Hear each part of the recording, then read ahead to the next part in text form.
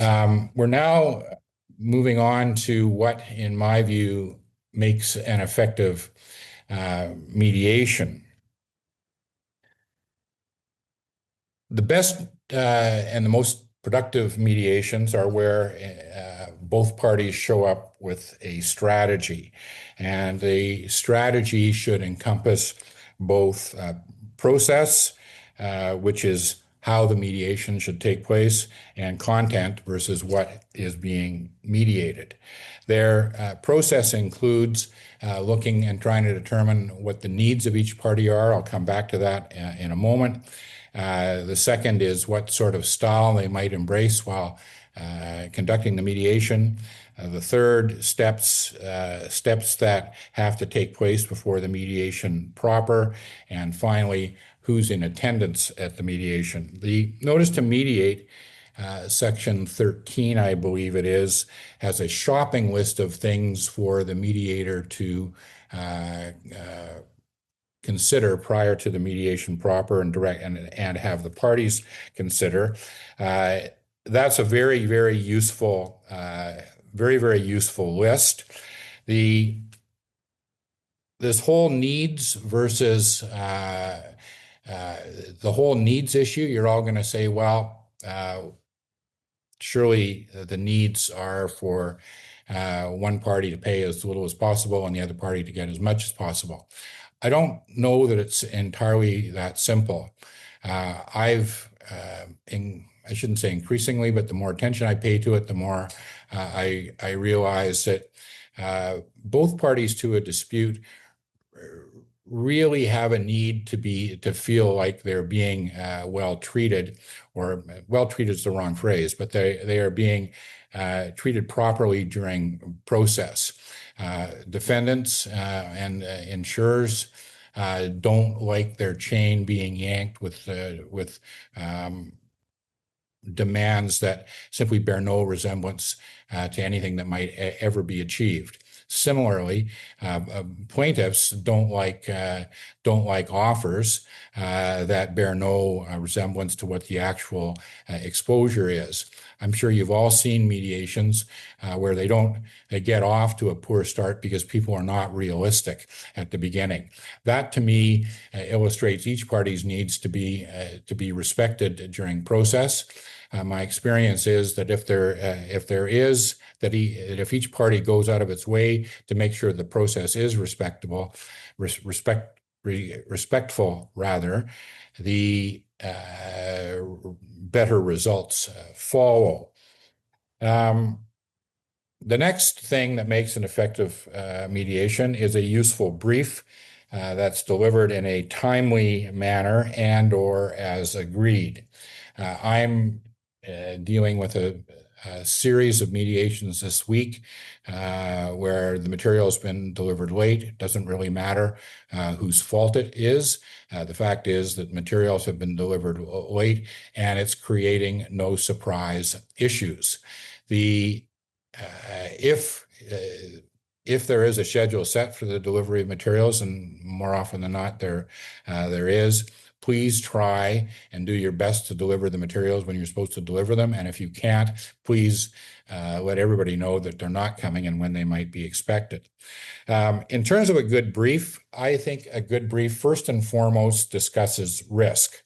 Mediation, in my view, is a risk analysis driven process. It is very, very helpful when parties say, I don't know that you're giving anything up by saying this. We see a risk in this area, therefore, we're prepared to discuss it. That makes the opposite statement, we think you have a risk in this area, therefore, we want you to discuss it, all the more compelling. I think a good brief narrows issues. If there are a bunch of issues that really are peripheral to the main event, best to try and get rid of them prior to the mediation proper. Related, I think a good brief takes off the table issues that might impede discussions.